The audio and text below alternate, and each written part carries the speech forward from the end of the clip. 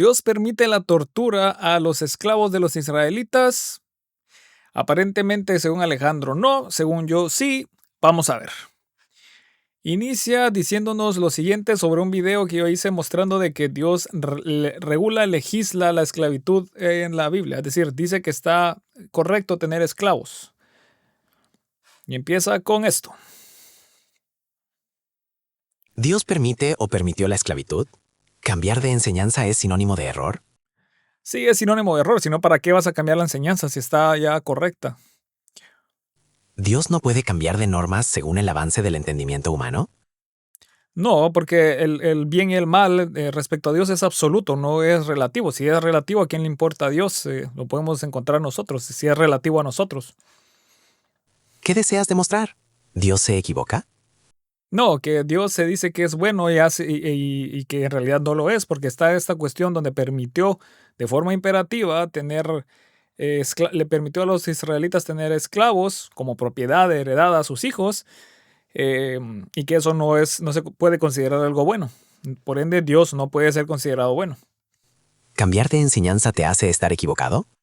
Sí, si la cambiaste por el hecho de que creías que la enseñanza era errónea. Una cosa es que cambies de enseñanza porque no aplica a lo que lo estás haciendo. Otra cosa es de que la cambies respecto a la misma cosa que estás haciendo, las relaciones entre humanos, y digas que estaba mala la anterior, ¿no? ¿Por qué otra razón la vas a cambiar si estaba bien la forma en que ya lo estabas haciendo? Luego escribe esto, ¿no? Porque no cree que la tortura esté regulada, que se permita la tortura. Tortura, tortura, tortura. Hechos. Pasaron de no existe ninguna regulación a la tortura de los esclavos a ya existe acceso a la justicia y retribución del trato o maltrato de los esclavos. Aún así, nótese que sigue hablando de ellos como esclavos, como propiedad. Regulaciones en sistemas esclavistas siempre ha habido. Eso no tiene nada que ver. De que hayan tenido algún tipo de derechos los esclavos, casi siempre ha habido en los sistemas, en los sistemas esclavistas. La diferencia es que en un sistema esclavista, por lo regular, se trata como propiedad a la persona. Y ese es el problema. Obvios avances en la erradicación de la esclavitud. Ya sácate la careta. Sí, es decir, está bien si hubieran habido avances respecto a nosotros como humanos, porque habían cosas que no entendíamos y por eso teníamos a personas como esclavos. Cosa muy diferente que Dios, que todo lo sabe perfectamente bueno, diga que está bien tener esclavos. Eso es una afirmación absoluta, no relativa. Eh, Luego, esta parte no la encontré, no sé qué la haría, la verdad, pero me dice lo siguiente. Vamos contigo.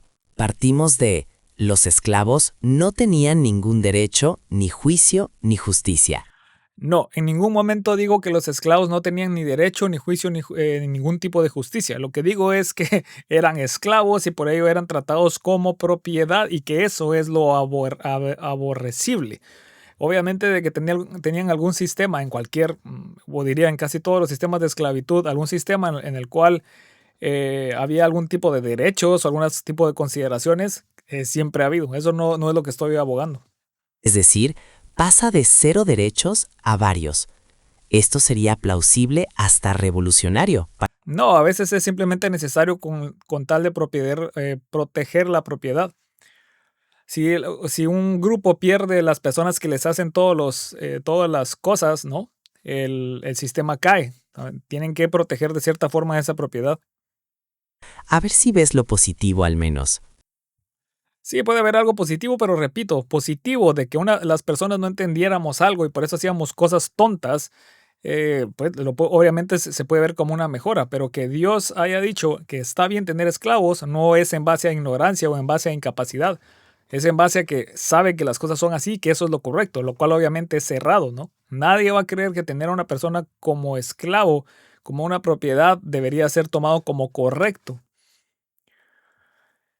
A esto también le pongo de que me dé alguna cita respecto a, porque le digo que en ningún momento, por ejemplo, Jesús no viene a decir de que la esclavitud está equivocada, nunca en ningún momento. Y a lo que él responde con estas citas que simplemente fallan en todo sentido. Y las vamos a ver una por una para que no crean que me las estoy saltando. 21.2, Éxodo 21.2, habla. Compras a un siervo hebreo te servirá 6 años, pero al séptimo saldrá libre sin pagar nada. Esto es porque entre el pueblo elegido no podían tener esclavos entre ellos. Pero el pueblo elegido, como en Levítico 25:44, sí le permite tener esclavos, comprarlos y heredarlos como propiedad. Eso es lo que estoy hablando, y eso lo digo en el video, de que hay una diferencia entre los patrones, que eran los israelitas, y los esclavos, porque sí, mágicamente en un sistema de esclavitud tiene que haber alguien que no puede ser esclavo. ¡Wow! Luego me dice Éxodo 21, 26 al 27, ¿no? Esto, si no estoy mal, es de los golpes que si le hacen algo puede salir libre dependiendo de la mutilación. Dice, si alguno hiere el ojo, sí, es decir, si si le mutilan el ojo, le quitan un diente, el esclavo puede salir libre. ¿Quiere decir que esto abole la esclavitud? No. ¿Quiere decir que esto está en contra de la tortura? No. El patrón le puede dar como sea, siempre y cuando no le haga este tipo de daños o lo deje inutilizable. Repito, ¿por qué? Porque quieren proteger a la propiedad, a ese activo, porque no se pueden quedar sin ese activo. Eso debilitaría el sistema. No porque estén queriendo liberarlos por buena fe. Y obviamente esto lo prueba. Es decir, ¿acaso el esclavo podía salir por voluntad propia? No, no podía salir por voluntad propia. Podía salir solo si le reventaban la cara. ¿Y qué le pasaba al patrón después de hacer esto? Absolutamente nada.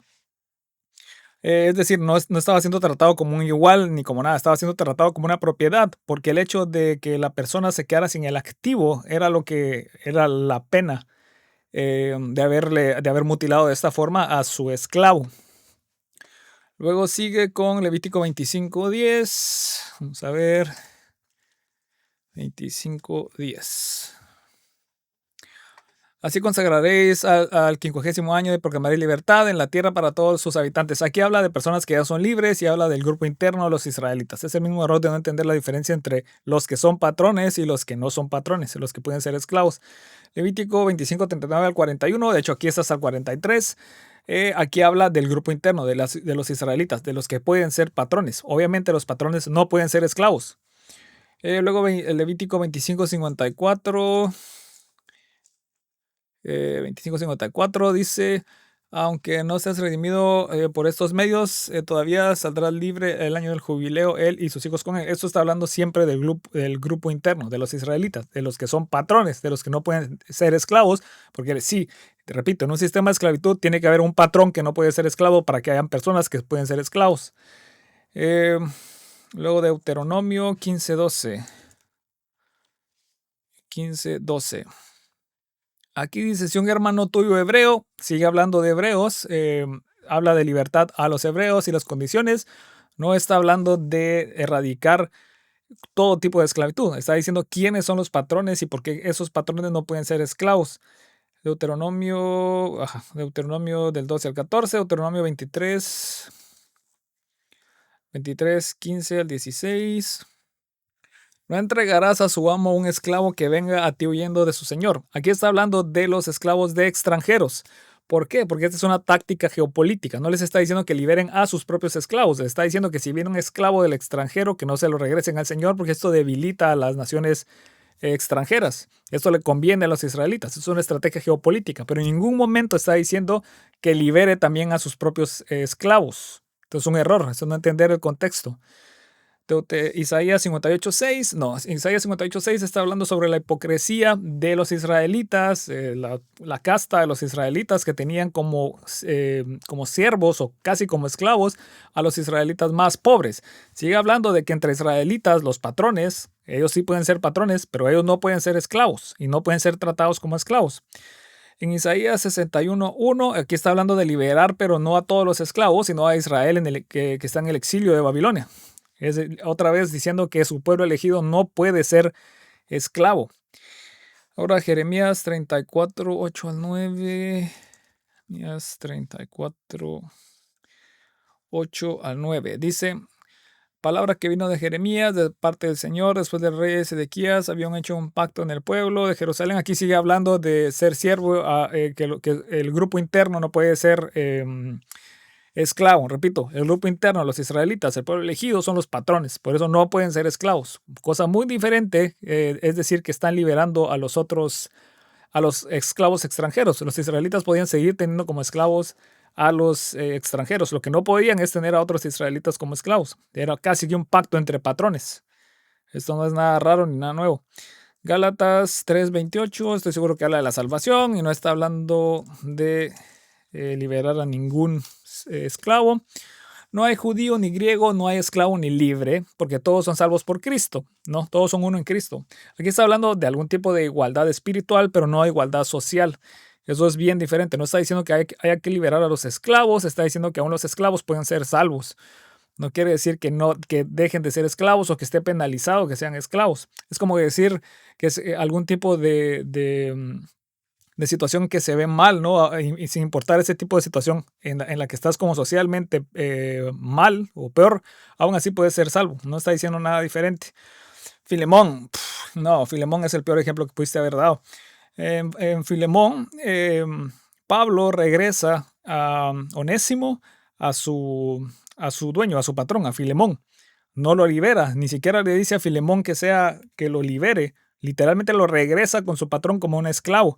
Lo único que le dice es que son hermanos en carne, pero eso es una forma para que él no sea castigado y lo vea como algo útil para él. Sí, porque definitivamente los esclavos eran algo útil, eran los que hacían todo el trabajo pesado mientras eran explotados. Obviamente eran útiles, era con tal de que no tuviera un castigo muy fuerte. En 1 Corintios 7:21, estoy seguro que habla de la salvación también. Dice, fuiste llamado siendo esclavo. Sí, usted está hablando de que puedes ser salvo aun indiferente a si sos esclavo o no, o independientemente a si sos esclavo o no. No te preocupes, aunque si puedes obtener tu libertad, prefiérelo. Claro, prefiere tu libertad si la puedes tener. Es como decirle a alguien que no tiene dinero que prefiera tener dinero. No es lo mismo darle dinero, ¿verdad? O a darle un trabajo. Aquí no está diciendo que debes ser libre porque porque está mal visto por Dios ser esclavo. No, simplemente está diciendo que si tiene oportunidad de ser libre, que lo prefiera. Eso es todo. No está aboliendo la esclavitud de ningún lado. Y como dije, en Filemón, Pablo mismo regresa al esclavo con su dueño, a Onésimo con su dueño. Así que no. Bueno, creo que hay una última cosa que me dice y me dice esto. Dice... Volvemos a lo mismo que deshonestidad la suya en serio. Saquemos deshonestidad del bolsillo a ver si eso nos sirve. Digamos las cosas como son. ¿Dios permitió la esclavitud? Sí. Buenísimo. Dios permitió la esclavitud. ¿Dios reguló la esclavitud? Sí. Buenísimo. Dios reguló la esclavitud. Sí, estamos de acuerdo. ¿Dios permitió la libertad de los esclavos? Sí. Sí y no, es decir, sí habían cláusulas en las cuales, y una de las que pone aquí es no la primera. Éxodo 21:2 habla del grupo interno. Éxodo 21, 26, 27 sí habla de que pueden salir si son mutilados, no por libertad, no por voluntad. Ellos no son libres por voluntad. Esto solo es una forma de proteger a la propiedad porque obviamente, repito, el sistema necesitaba a los esclavos y no podían estarlos dejando inútiles. Luego Levítico 25:10, no, ya lo hablé también, habla del grupo interno. Y luego vamos a ver qué sigue. A 58.6, 61.1, etc. Donde explique cómo torturar, más bien cómo evitar la tortura. 5.10, etc. ¿Dios reguló la esclavitud? Sí. ¿Dios permitió la libertad de los esclavos? Sí. Ex 21 de 2, 26, 27. Lef 25.10, etc. ¿Dios permite la tortura a los esclavos? No. ¿Dios permite la tortura a los esclavos? Sí. En Éxodo literalmente dice que los pueden golpear con una vara. Lo que no pueden hacer es quitarles la vida. ¿Y por qué? Porque tienen que proteger ese activo. Porque si se quedan sin esclavos y empiezan a tratarlos mal, les va mal también a todo el sistema. No porque los estén liberando o los estén protegiendo de la tortura. Les está diciendo que los pueden golpear si fallecen en el momento. Si va a ser castigado, incluso se cree que es un castigo de quitarle la vida al que le haya quitado la vida al esclavo. Pero si lo golpea hoy y a los días fallece, entonces ahí sí no hay ningún problema porque es su dinero. Así de sencillo. Así que sí regula la tortura, pero no deja de ser tortura. Sí permite la tortura, solo que regulada. Eso no quiere decir que no sea tortura. Es como decir que alguien regula un cierto tipo de tortura con tal de que la persona no fallezca, porque si no, no le sacan información. Eso no quiere decir que la tortura no esté siendo validada, solo está siendo regulada para proteger el activo que es útil en el sistema. Es una cuestión política, eso no es una cuestión de quitar la esclavitud. y con el resto que vemos sus videos. El problema no es la esclavitud y sus regulaciones y la promoción de la libertad. ¿Tortura a los esclavos? No. No existen versículos donde explique cómo torturar, más bien cómo evitar la tortura. ¿Dios avanzó con la liberación de los esclavos? Sí. Isaías No, en Isaías 58:6 no está hablando de avanzar con la tortura, está hablando de la hipocresía de que israelitas tengan de esclavos a otros israelitas. Es como entre patrones estarse diciendo por qué tenés a otro patrón de esclavo. Y 61:1 tampoco está hablando de liberar al pueblo elegido, no está hablando de que el pueblo elegido libere a sus posibles futuros esclavos. promoción de la libertad de los esclavos en la Biblia. El problema es Dios y su desdén en su existencia. Sí, el problema es Dios y que se crea que Dios es bueno cuando luego vamos a la Biblia de forma rápida y se cree y se ven estas atrocidades, estas cuestiones en donde Él permite, regula y legisla y aprueba la esclavitud de su pueblo elegido como patrones a naciones externas. Y regula la tortura diciendo que cuál es el tipo de castigo que les puede dar con tal de proteger el activo que es útil para el sistema, a tal grado de que realmente al patrón no le pasa absolutamente nada si falla en este sentido. O incluso si la persona muere, sí tiene algún tipo de castigo el patrón, excepto si muere a los días de que le dan la paliza. Es decir, si hay una forma de tortura regulada. No es que esté tratando de evitar la tortura para nada. Lo que está tratando es de evitar que se dañen los activos que permiten que el sistema, es decir, son los que hacían todo el trabajo pesado, así que era mejor mantenerlos bien, ¿no? No quiere decir que dejen de ser propiedad o que sea un trabajo de igualdad.